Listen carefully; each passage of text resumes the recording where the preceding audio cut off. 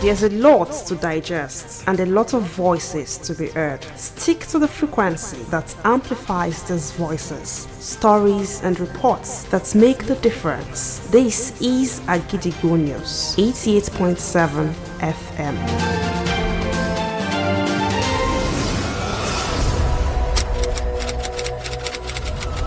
This is Kunle Amzat Studio, Agidigbo 88.7 FM. Welcome to News Around the World.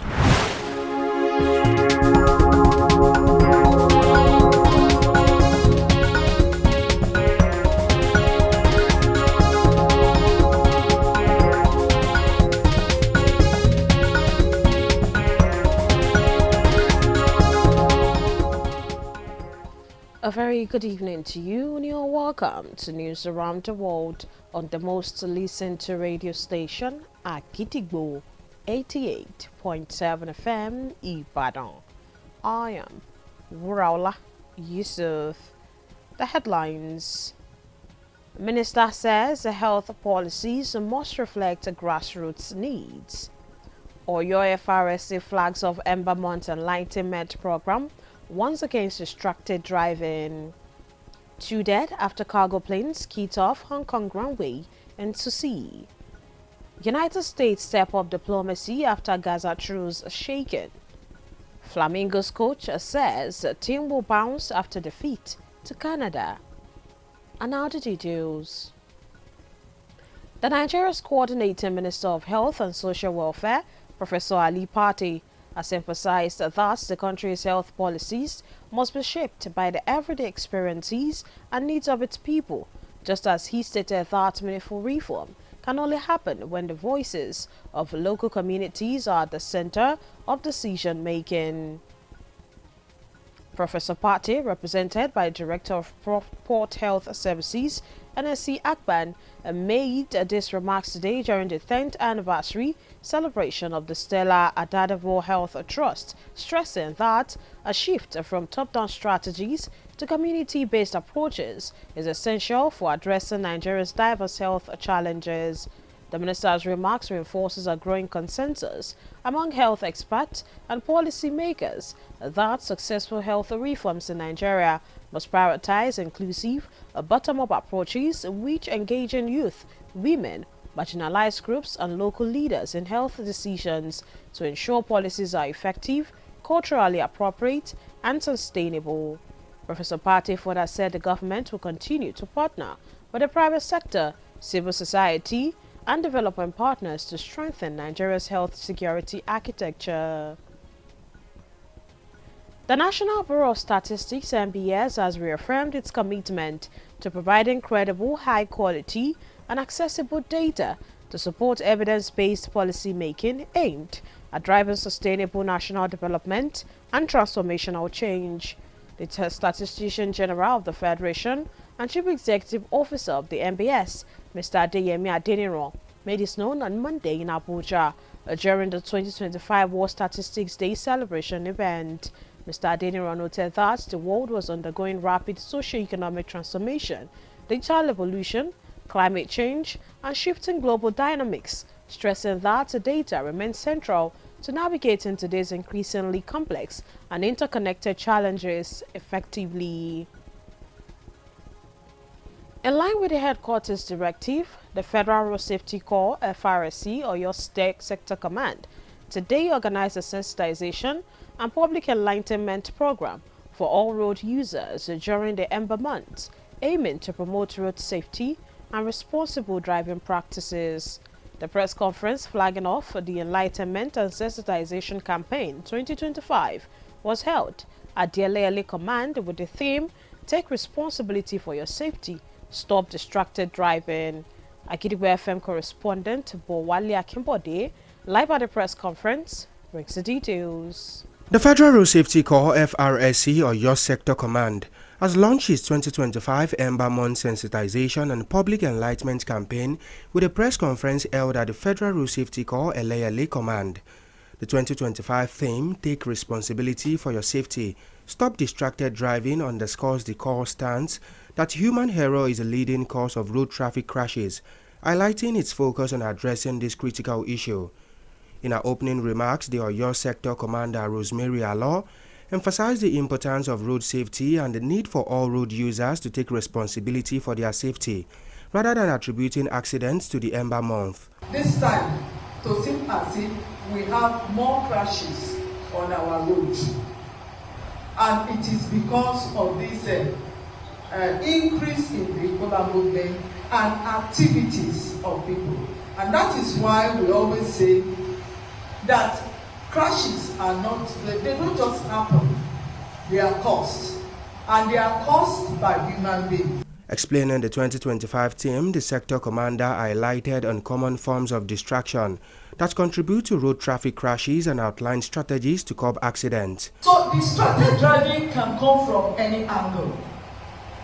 It may even be distracted by maybe a picture that is saw outside the vehicle. Maybe you saw a billboard, a beautiful lady. When you are driving, you are using one hand to hold the steering, you are using the other hand to hold the phone. It is distracted driving. The sector commander, Rosemary Alo, commended the federal government's support and highlighted the core technological advancements in overcoming challenges related to driver's license issuance, vehicle registration, and number plates. So I want us to please drive safely while we are driving on the road. As the 2025 Ember Month Sensitization and Public Enlightenment campaign takes off at the Eleyele Command, it is clear that the Oyo Sector Command is committed to eliminating driving distractions that increase crashes on the highways. The press conference was attended by the Oyo State Sector Commander Rosemary Alo, Deputy Commander DCAI Olugbeson, Special Patrol Officers and other stakeholders. Bowale Akimbode, Agidigbo FM News.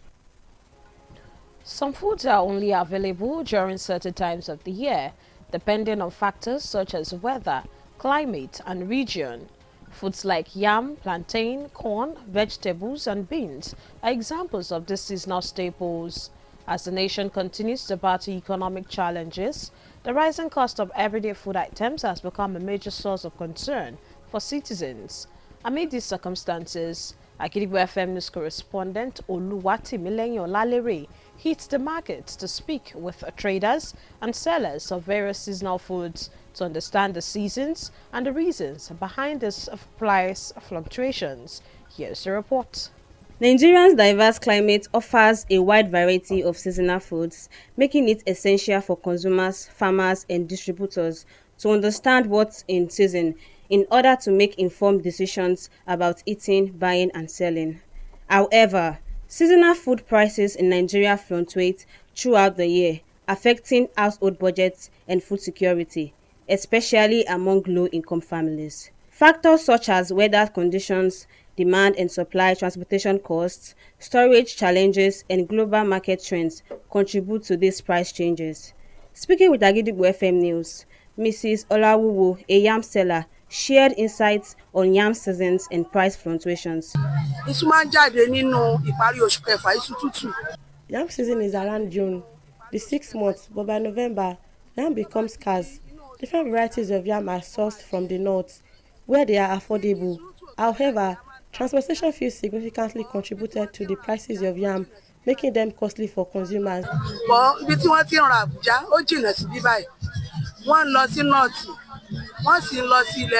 In another interview with Agidigbo FM News, Mrs. Bamdele Idayat, a pepper trader, explained one of the major reasons for pepper price fluctuations.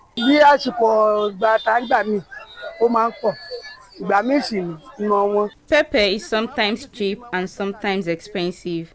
Pepper prices fluctuate due to weather conditions like rainy season, which affects pepper and causes spoilage. As a result, it makes prices of pepper vary significantly from one week to another. Also speaking with Agidigbo FM News, Miss Gloria Popola, a plantain seller, discussed plantain seasons and pricing trends.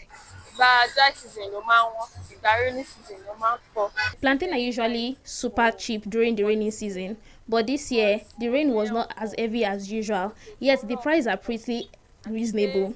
The price changes in December because plantain are out of season and becomes expensive. December, January. Understanding Nigeria's seasonal food landscape is vital for making informed decisions and reducing the effect of price fluctuations on family budgets and national food security. By acknowledging the factors that influence price changes and promoting strong agricultural policies alongside better market regulation, Nigeria can move towards a more stable and sustainable food system for all. Oluwatimileyin Olalere, Agidigbo FM News.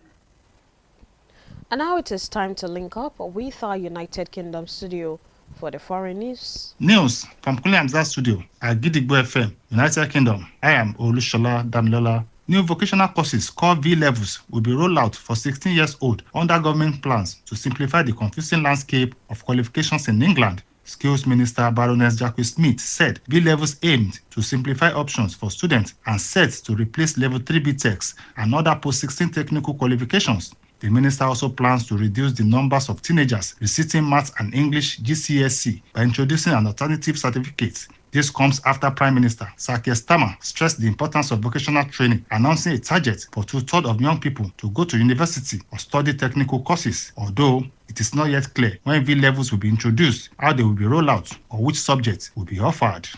A cargo plane skidded off a runway at Hong Kong International Airport and landed in the sea earlier today, killing 2 people. Emirates flight EK9788 was arriving from Dubai at about 3:50 local time when it veered off the runway and collided with an airport patrol vehicle. 2 staff inside the vehicle died, while the 4 crew members on board survived the crash. Airport officials have said they gave the correct instructions to the plane and there are signs on the runway to guide aircraft. However, authorities have launched an investigation over the path taken by the plane upon landing. And that ends the news from Kunle Hamzat Studio at Gidigbo FM, United Kingdom. I am Olushola Damilola. You're welcome back. And now we shall also be moving to our Maryland studio, United States, for more foreign news. News from Kunle Hamzat Studio at Gidigbo FM, United States. I am Oluwatosin Sonia. The Senate returns to Washington and reconvenes Monday. It's expected to vote again this evening on a House-passed measure to fund the government and end the ongoing shutdown. Last Thursday, the Senate left town after the bill fell short of the 60 votes needed to advance for a 10th time. Senate Majority Leader John Thune is expected to bring up a bill this week that would pay federal employees and military service members who have continued to work during the shutdown. Advancing the legislation would require support from Democrats who blocked the long-term defense spending bill from advancing last week. The House is expected to remain away from Washington this week as GOP leaders continue to put the responsibility on the Senate to reopen the government. The House hasn't voted since September 19. U.S. envoys meet Israeli Prime Minister Benjamin Netanyahu on Monday, aiming to corral Israel and Hamas to get the Gaza ceasefire plan back on track after an explosion of violence over the weekend that threatened to derail the week-old truce. Israel and Hamas have both recommitted to the ceasefire plan pushed by U.S. President Donald Trump since Sunday's flare-up, in which a Palestinian attack that killed 2 soldiers prompted an Israeli bombardment, killing at least 28 people in Gaza. However, with even the first stages of the truce shaken by repeated flashes of violence, including on Monday, it is far from clear whether the U.S. will be able to keep pressure on the 2 sides and maintain momentum to end the conflict. The U.S. envoy Steve Witkoff and Trump's son-in-law Jared Kushner were expected to push to shore up the truce and then start talks on the next, more difficult phase of the 20-step plan during their visit. U.S. Vice President J.D. Vance was also due to visit Israel on Tuesday, Israel's airport authority said. That ends the news from Kunle Hamzat Studio at Gidigbo FM, United States. I am Oluwatosin Sonia. You're welcome once again. And now the exciting world of sport. Flamingos coach Bankole Olowokere has backed the team to learn from the 4-1 defeat to Canada in their opening match at the 2025 FIFA Under-17 Women's World Cup. The Nigerian Under-17 girls endured a disappointing start to the tournament with a poor performance in the encounter on Sunday. Olowokere regret that their inability to finish the chances they had in the first half of the game while expressing confidence that the team will bounce back in their next game. Nigeria will be back in action against France on Wednesday at the Mohammed PI Football Academy Stadium. To wrap up the news this evening, here is a recap of the headlines. Minister says health policies must reflect grassroots needs. Oyo FRSC flags off Ember Month Enlightenment Program once again restricted driving. 2 dead after cargo plane skids off Hong Kong runway into sea. United States steps up diplomacy after Gaza truce shaken. Flamingos coach says team will bounce after defeat to Canada. Don't forget that you can listen to us live on our website www.agidigbo887fm.com. You can also download our mobile app on Google Play Store and iOS. Simply search for Agidigbo 88.7 FM. Follow us on Facebook at Agidigbo 88.7 FM, on Twitter and Instagram at Agidigbo 887 FM, and subscribe to our YouTube channel. If you have news stories and tips for us, contact our newsroom on 070-8714-4865 or send us a mail on newsroom@agidigbo887fm.com.